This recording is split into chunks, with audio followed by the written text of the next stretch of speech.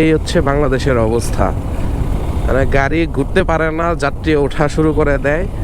আর হচ্ছে স্টপেজ অনুযায়ী তো বাস কখনোই দাঁড়াবে না। এটা হচ্ছে জন্মগত স্বভাব হয়ে গেছে।